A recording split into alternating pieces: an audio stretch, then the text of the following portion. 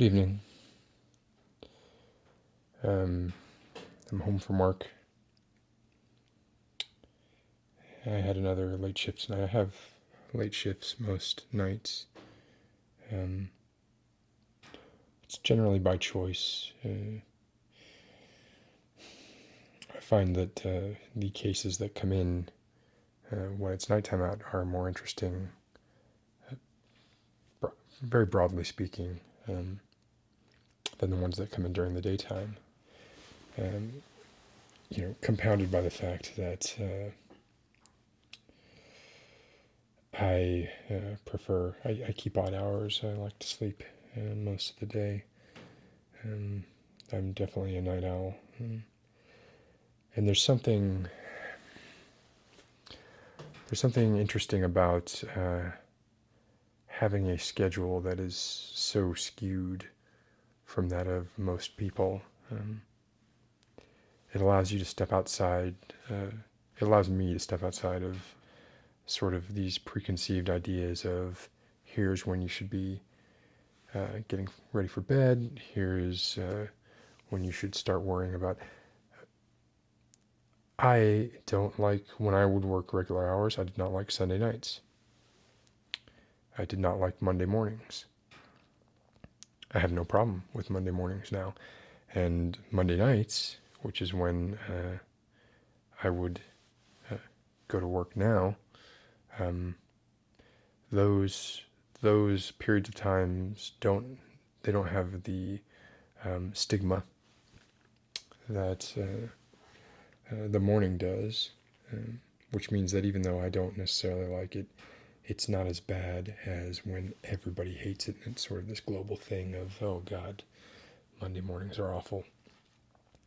But I find that it also allows me to have some perspective that I think a lot of people don't have.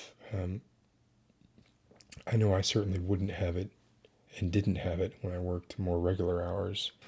But I feel like to some extent it allows me to step outside the box a little bit and sort of be more objective about these kind of restrictions that people put on and sort of abstract ideas that people place on days of the week or times of the day, that kind of stuff. This is a long way of saying that, I prefer the night shift. And I'm not trying to justify my habits by saying that I prefer the patients that you tend to get during the night shift. I really do. My goal is to learn as much as I possibly can. And at night, more unusual cases tend to come in. And again, like I said, that's a really broad generalization.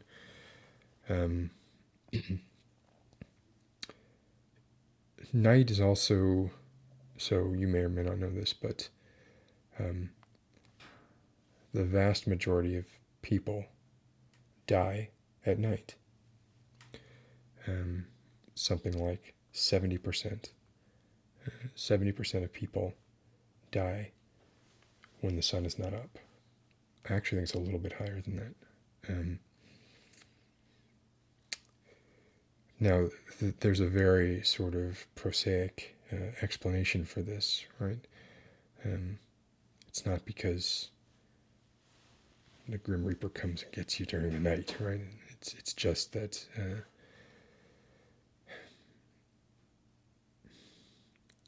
when you're sleeping, when you're vulnerable. Nobody likes to think about this because people want to feel secure when they go to sleep. And as a rule, people do. They feel very secure because, they're saying they're opening themselves up in a very real way. They're making themselves very vulnerable. You're helpless when you're asleep. Some people are very light sleepers, but a lot of people aren't light enough sleepers or aren't as light of a sleeper as they imagine themselves to be. Um,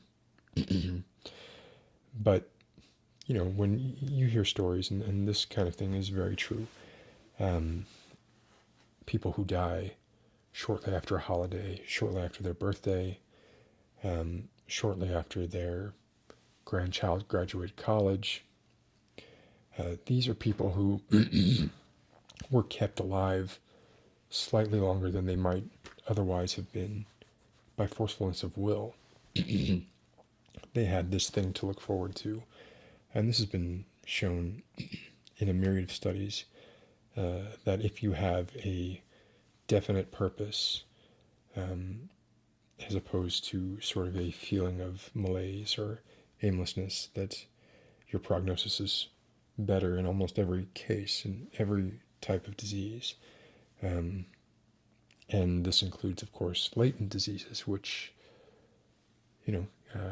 you listening to this, there is a good chance that you have a latent disease that you don't know about. And the odds are it will never, it's not going to be lethal. You may never know that you had it, ever, and it may have nothing to do with your eventual cause of death. In fact, it's very unlikely that it will.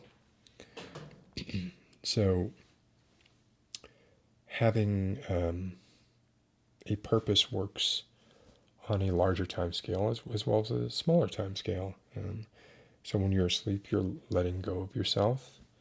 You're less likely to fight the process that is death. You're also less aware of the signs. So admittedly, heart attack is the leading cause of death in North America, and it's not a surprise. So admittedly, as far as heart attack is concerned, heart attacks tend to occur in the morning or during the course of the day when you're exerting yourself. However, you're generally awake during those times, and heart attack is one of those things that, not always, but often will send you signals before it happens, while it is happening.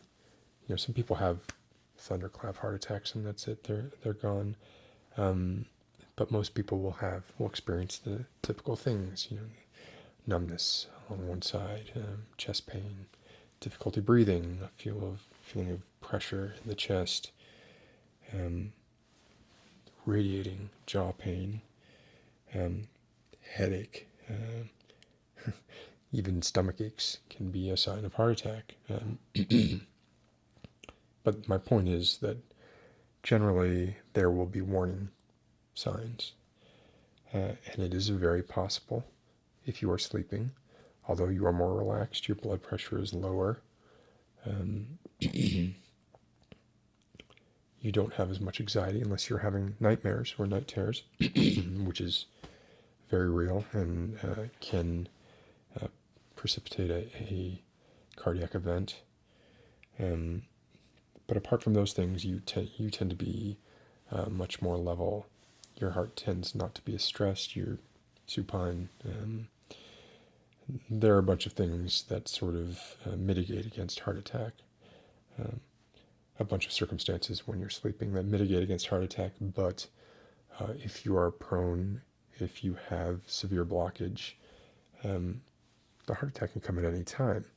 And if you're asleep and you miss the signs, you can have the heart attack while you're asleep, and when you wake up, it may be too late for you to do anything about it.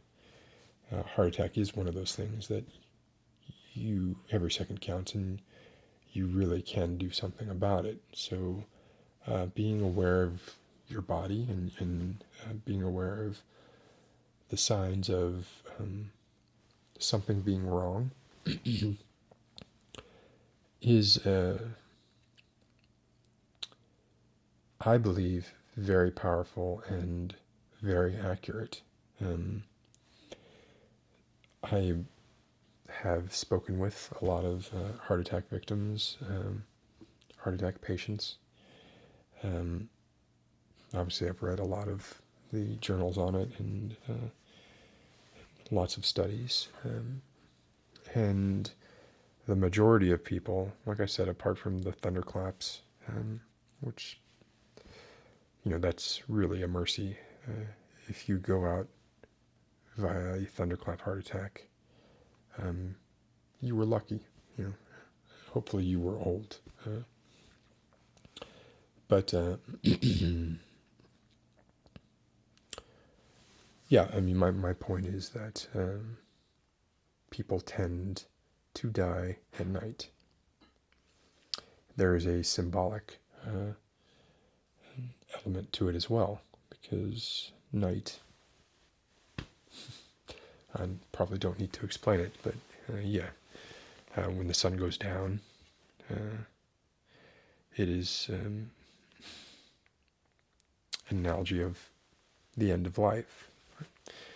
And these things, it's very easy to shrug these things off as being silly or not having any scientific merit. But statistics don't lie, and there are a lot of things that we cannot explain. But when you look at the numbers, it is clear that there's something about night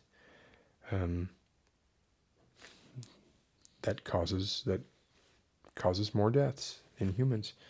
I don't know about non-humans. But so, when I'm working my shift, the graveyard shift, which is adding a little more morbidity to the proceedings, I will see more patients pass.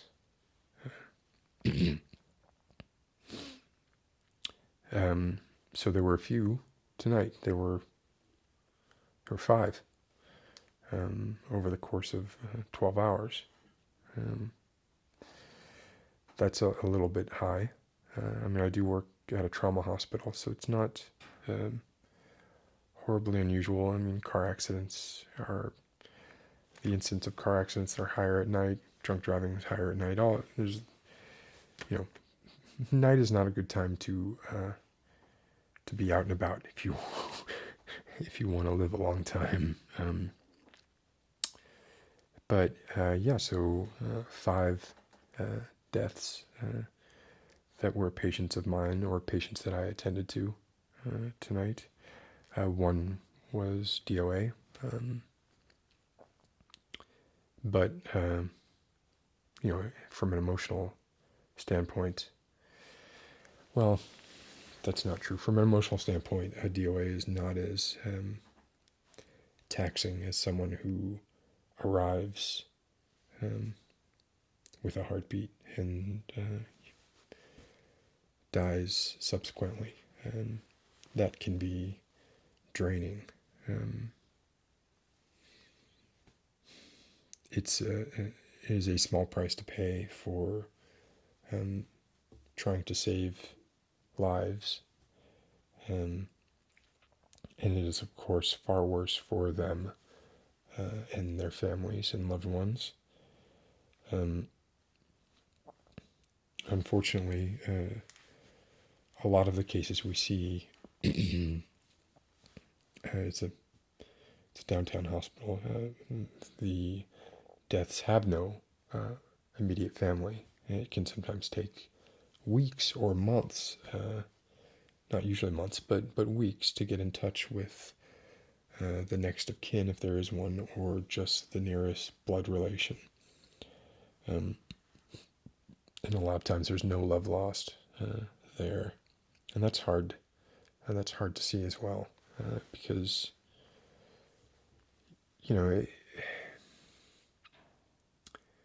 if you're going to die, if you know you are going to die, don't do it in a hospital. People don't have a lot of say over that kind of thing, right? But if you have the choice, don't do it in a hospital.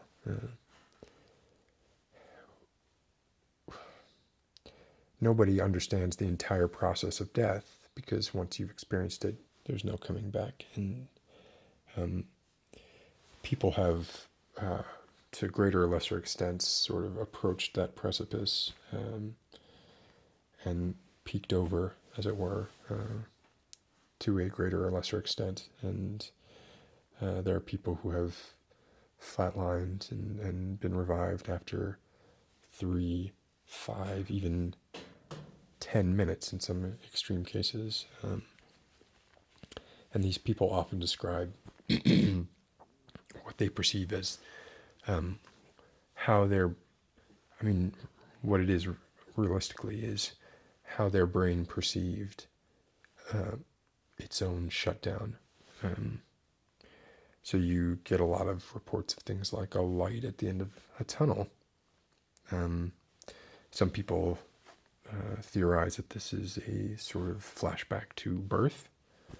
And when you are born, the first thing you come from complete darkness into a very bright and painful light, painful auditory sensation, and actual pain. Being born is difficult for the mother. It is more difficult for the baby. Thank God we do not remember that experience. At least we do not consciously remember it. But like I said, some people believe that what you're experiencing in those last moments is sort of a rewind, replay of your first very traumatic experience, and that is being born. I don't subscribe to that point of view. I believe that you are simply, that is how the brain interprets its own shutdown process. Okay, you are not experiencing your legs, the muscles in your legs being deprived of oxygen. You, of course, may feel these things, but that is, that is not death. That is not your death. That is the death of a part of your body. But when your brain shuts down, that's the closest that we have to you dying. Right? So, there's something, I believe, about death that is akin to sort of a last gasp and a brief surge before the ultimate darkness. Right? And so, we get reports of that from people who have come near the gates of death, but nobody can possibly know what the actual experience is like. So it makes sense that it makes sense to be obsessed with death to an extent. I heard someone say that, I'm not sure I heard this on NPR recently. I don't recall what the source was, but it was the moment you accept your own mortality as inevitable, natural, and not something to be dreaded is the moment that you grow up. And that is the difference between a child and an adult. I don't believe that either. I mean, I have spent a lot of time around dying people. I've spent a lot of time studying life and the processes of life and death. I would like to think that I was an adult. But I'm certainly not at that point. I don't know if my profession has hindered or helped that process. I don't know where I would be were I in another profession, but I don't feel like I'm any closer to any kind of Zen-like feeling of acceptance towards death.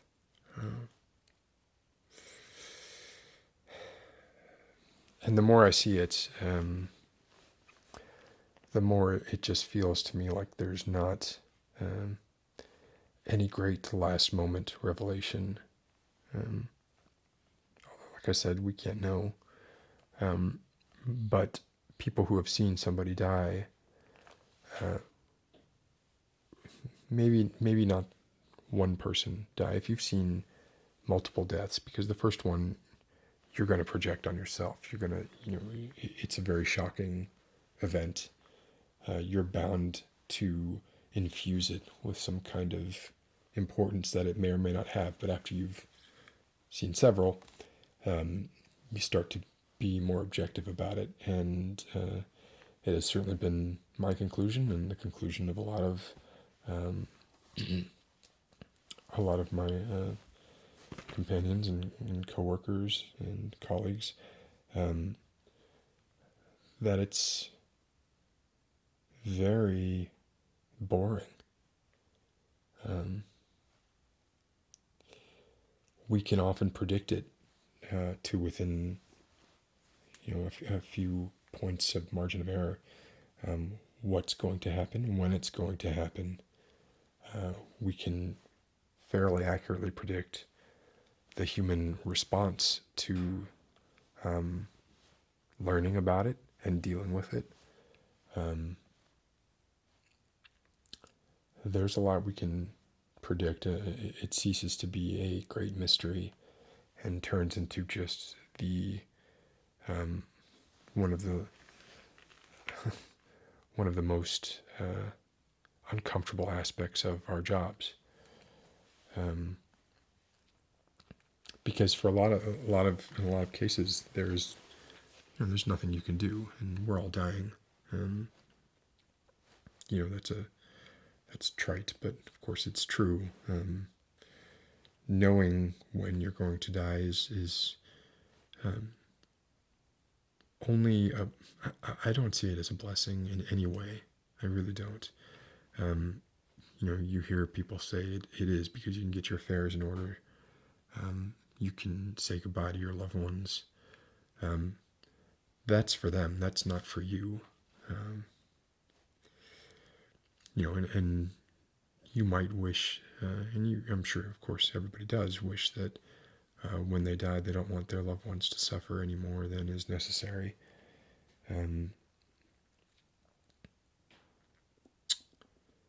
But it's hard no matter what.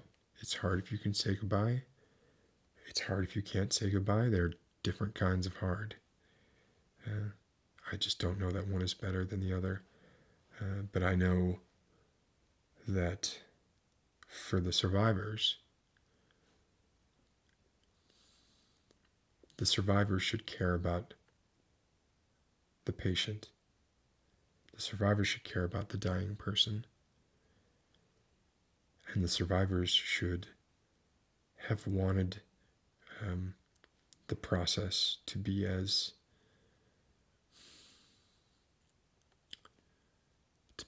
untraumatic as possible for the dying person. And generally, that means no warning. So that's why I said, thunderclap, heart attack, dying in your sleep. Although, you hear a lot, so-and-so died peacefully in their sleep. Yeah, I don't want to shatter anybody's comfort that they take in that, but that doesn't mean a whole lot. It generally means they were still in their bed. For those who've experienced sleep paralysis, that you can be in your bed and be undergoing a very horrible experience indeed.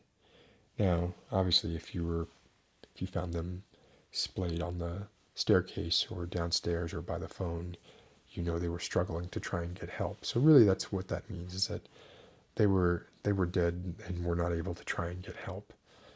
It does not mean that they did not wake up, just fell asleep and did not wake up. It can mean that, but it does not always mean that. You have to take almost every report of a death with a grain of salt, especially public figures. When somebody tells you how someone died, the circumstances of death, it's almost like one of those. It's a globally acceptable time to tell a white lie. So I don't mean to make anybody feel uncomfortable about their own demise, but you can die in your bed and have it not been a pleasant experience. Plenty of people in hospitals die in their bed. We would not describe the method that they die as going peacefully in their sleep. And yet if it happens at home, that tends to be what the report states. Anyway, so what I wanted to talk about, well, I've kind of broached it a bit here. The 5 people that died tonight, 2 women, 3 men. Everybody knows women tend to live longer than men, but they also tend to be the victims of violence.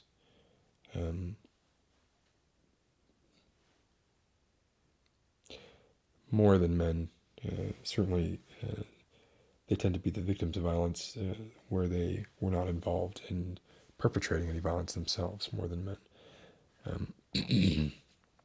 One of the women that died as the result of violence.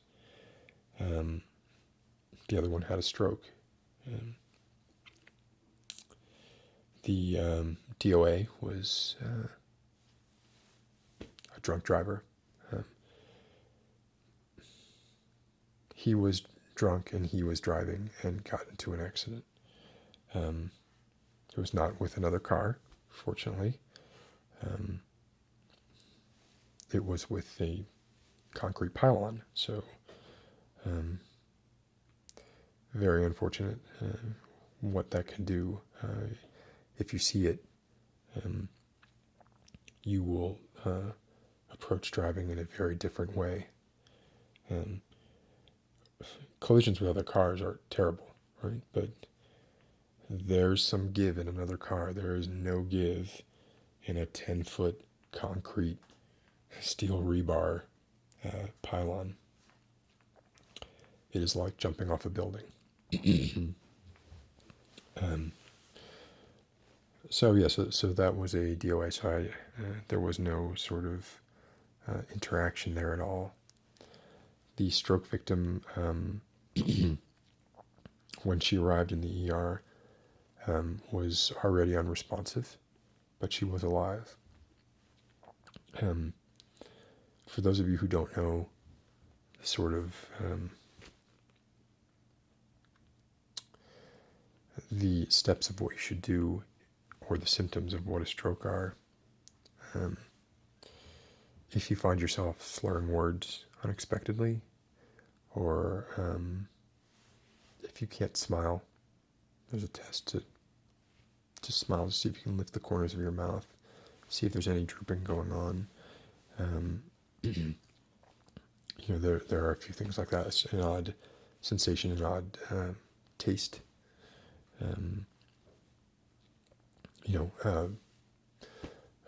Losing your vision. There are a lot of symptoms. But, and similar to heart attack, I do believe that most people can differentiate between, oh, this is something, I'm not familiar with this feeling, but I think it's okay, or this feels very wrong. You have to be sensitive to that, and it's better to err on the side of caution, obviously.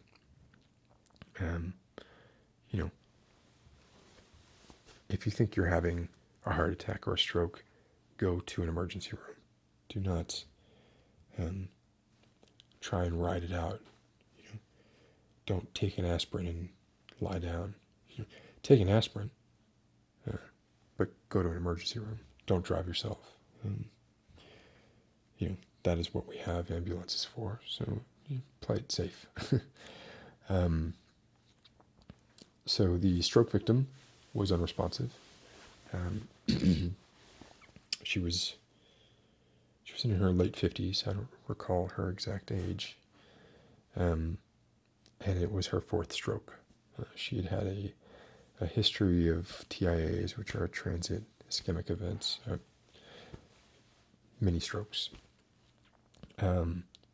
but she had a much larger one. This was a hemorrhagic stroke, so she bled out. A vessel in her brain broke. Blood spilled into the openings in her brain, and it killed her. So it was. It's hard to know how that experience was for her. The brain, in spite of what you may think, because you've had awful headaches, the brain itself does not feel pain.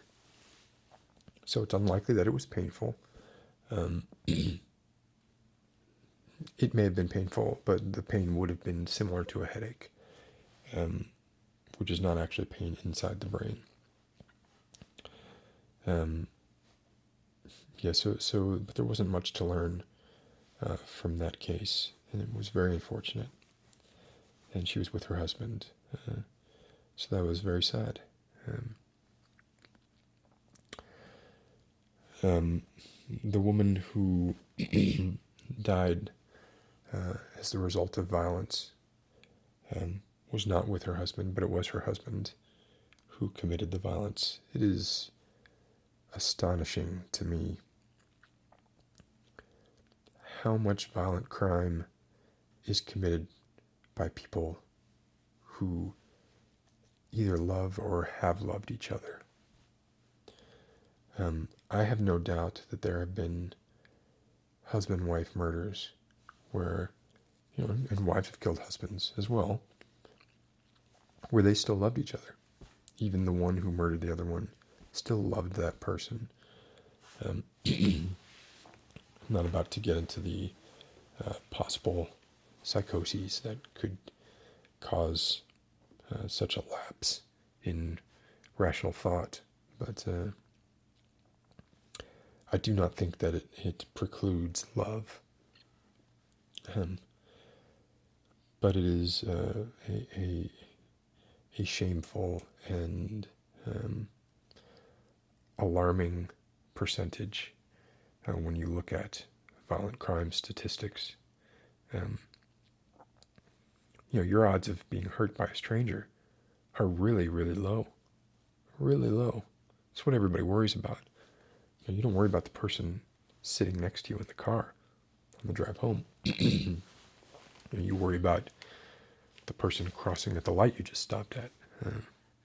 But that is far and away not the case. I mean, it can happen, right? But you should worry more about those who live in your house than those who would break into your house, statistically speaking.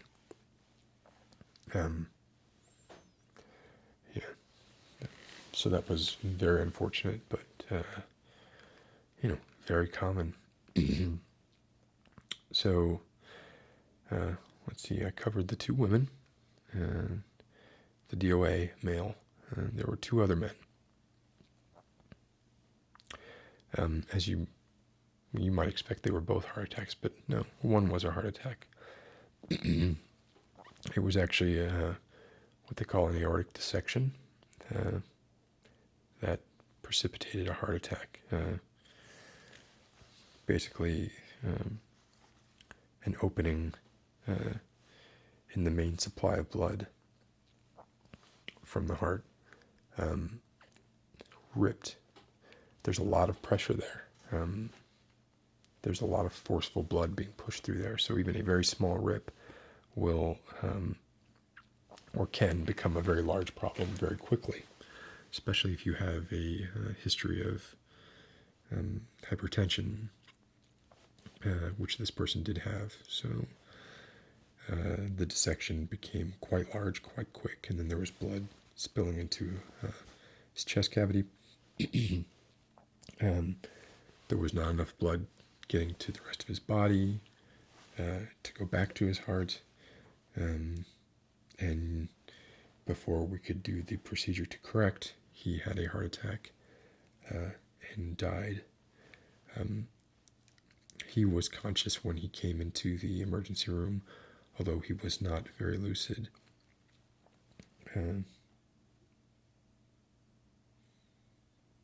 Yeah.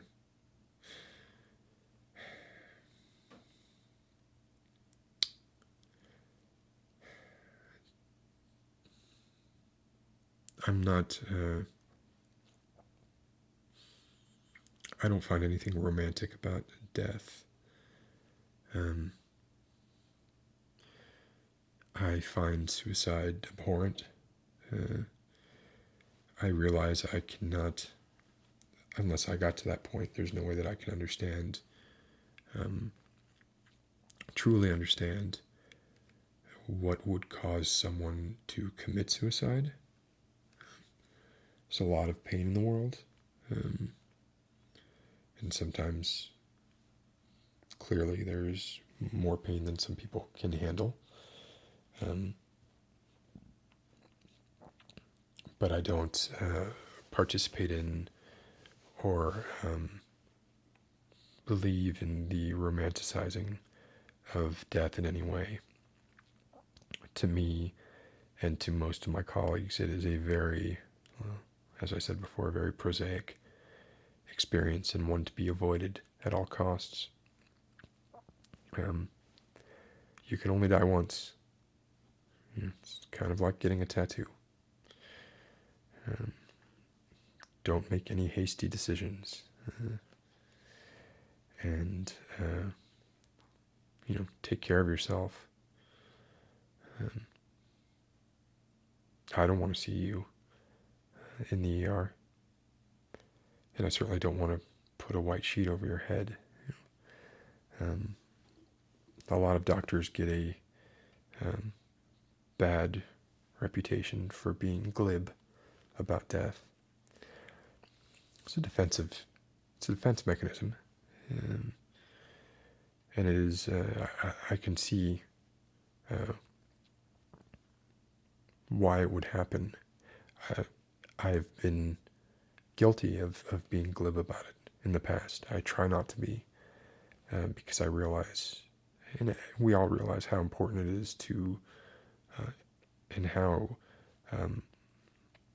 we need to be respectful of this human life.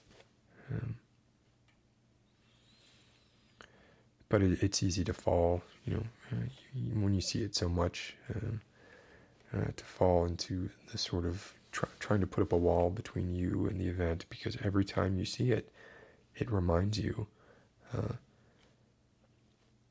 of how seemingly meaningless everything is. And I don't believe life is meaningless, but it can feel that way, in these situations. So you try to sort of bulwark yourself against those feelings. Yeah. The fifth person who died tonight had brain cancer. I know what you're thinking, and that is brain cancer. Why would someone with brain cancer die in an emergency room? Why? It's not that kind of an illness, right? This person had been diagnosed with brain cancer 2 years ago. And was given 3 months to live with the most aggressive chemotherapy, radiation treatment available. He chose not to take the radiation treatment, not to take the chemotherapy. He did some holistic macrobiotic stuff, and he lived for 2 full years. In spite of experts' predictions. Now, eventually, it did catch up with him. And much like the stroke victim, he bled out. He was riddled with cancer when he came in. And he knew he was going to die. He was able to express to me how happy he was that he had taken those last 2 years and lived them outside of the hospital without any treatment. And I believe that treatment would not have saved him. It very likely may have killed him earlier. Everybody has to make that choice when they come down with a disease where the treatment is almost as bad as the disease itself. I believe this person made the right choice. He had a wife that he married 6 months after he was diagnosed, so they were together for like 4 years, but they were married for 18 months before he passed. She was with him, and I could see how much they loved each other.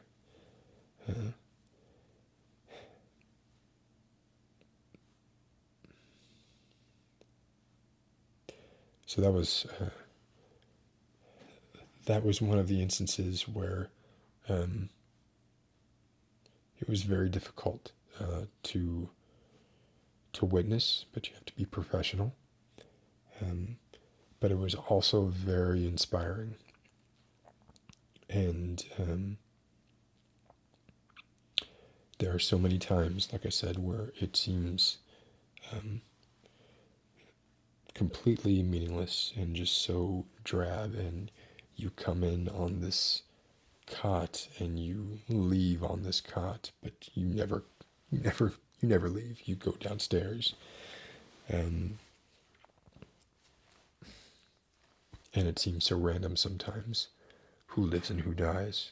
But this is one of those cases where,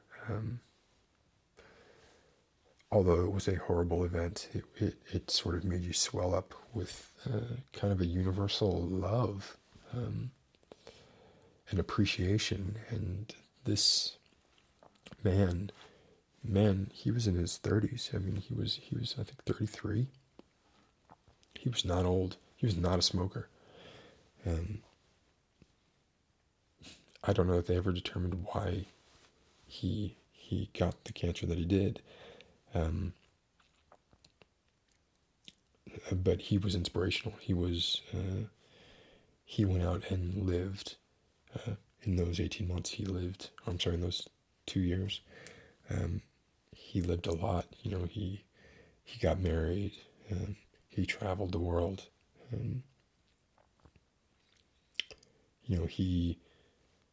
That's all that matters. I mean, you expand that by an order of 10 and you have our entire lives, or an order of 20, you have our entire lives.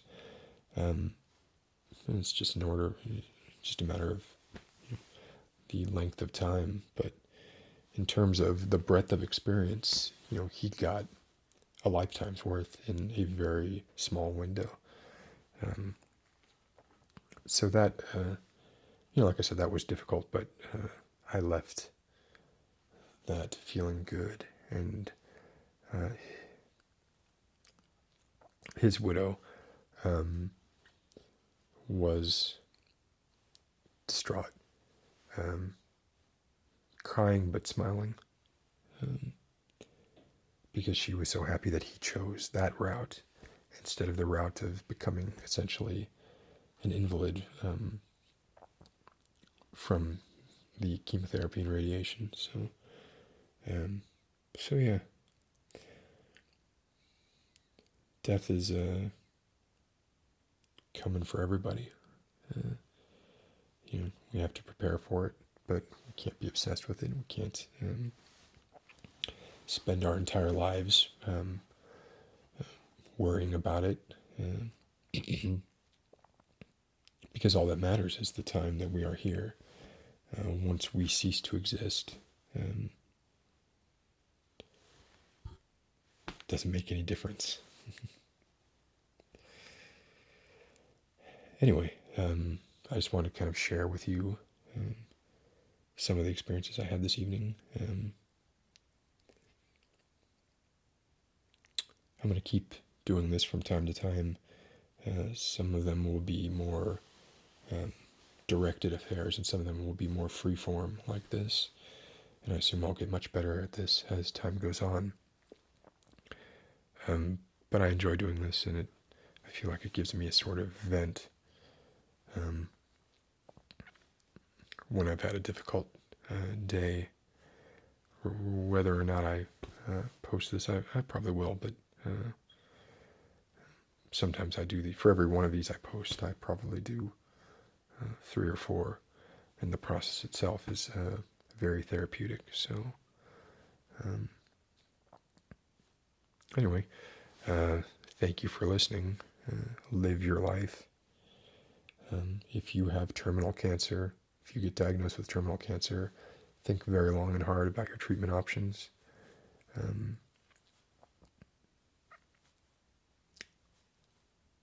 Yeah, and be strong.